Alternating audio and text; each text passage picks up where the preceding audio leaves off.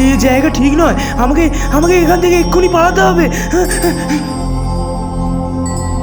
তোমাকে ধন্যবাদ সুমন, এতদিন পরে কেউ আমাকে এখানে পৌঁছে দিল। কিন্তু সাবধান, এই ঘটনা কাউকে বলবে না।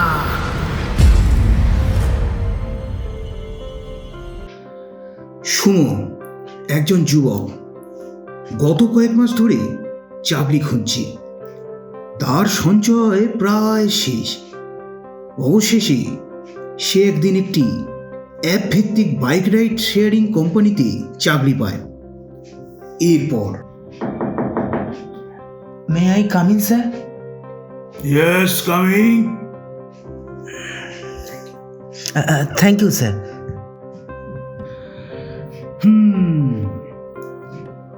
তো আপনার নাম হচ্ছে সুমন, কি তাই তো? হ্যাঁ স্যার, সুমন, সুমন ধর। তো একবার না দুবার? না না স্যার, একবারই। ঠিক আছে, একবারই ধরলাম। তো তুমি আমাদের কোম্পানিতে কেন জয়েন করতে চাও সুমন?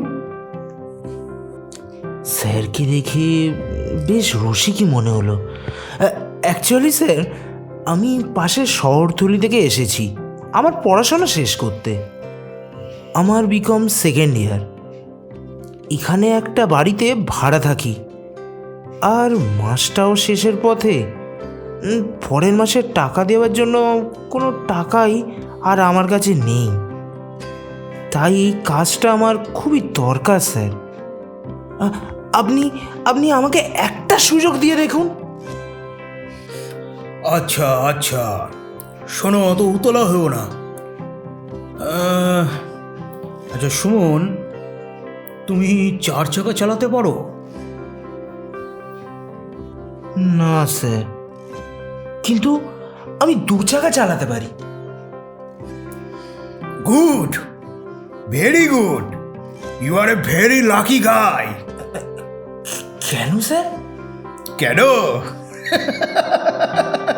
কারণ আমাদের অ্যাপে এবার থেকে 2 হুইলার অ্যাড হচ্ছে। তাই ভাবছি আমি তোমাকে একটা চান্স দেব, কিন্তু তোমাকে কিন্তু খুব ভালো করে কাজটা করতে হবে। হ্যাঁ হ্যাঁ স্যার, নিশ্চয়ই। আপনি একেবারে নিশ্চিন্ত থাকতে পারেন। বেশ, দেখো সুমন, তোমাকে আমাদের কোম্পানির কিছু নিয়ম মেনে চলতে হবে। কিরম ধরনের স্যার? এই যেমন ধরো, তোমার রিপোর্টিং টাইম হবে সকাল 7টা। 7টার মধ্যে তোমাকে এখানে চলে আসতে হবে, আর বাইক নিয়ে বেরিয়ে যেতে হবে। কোনো রাইড ক্যান্সেল করা যাবে না। আমি কি তোমায় বোঝাতে পারছি? হ্যাঁ হ্যাঁ স্যার। আর আর কোনো ধরনের ছুটি নেওয়া যাবে না। ব্যাস, এইটুকু যদি তুমি মেনে চলতে পারো, তাহলে তুমি আমাদের কোম্পানিতে জয়েন করতেই পারো। হ্যাঁ স্যার, আমি এতেই রাজি।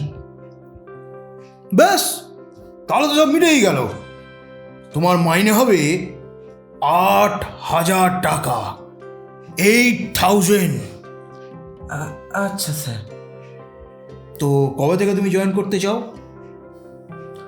আপনি বললে স্যার কাল থেকেই নয় জয়েন করে যাব। ঠিক আছে, কাল থেকেই জয়েন করো। বাইরে যাও, বিশু আছে, সব বুঝিয়ে দেবে। নেক্সট।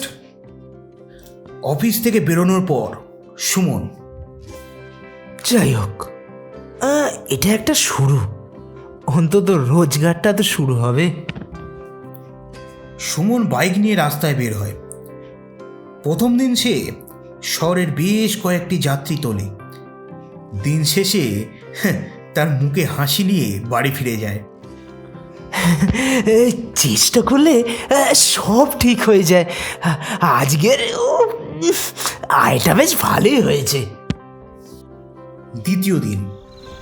দ্বিতীয় দিনও কাজ ঠিকঠাকই চলছিল।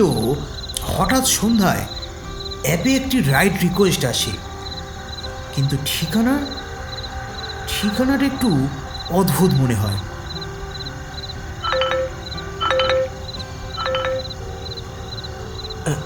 হ্যালো, আপনাকে গিরিধারীপুর গ্রাম থেকে নিয়ে আসতে হবে। স্থানীয় রাস্তা ধরে পূর্ব দিকে আসুন। সুমন একটু দ্বিধায় পড়ে। গ্রামটির নাম সে কখনো আগে শোনেনি।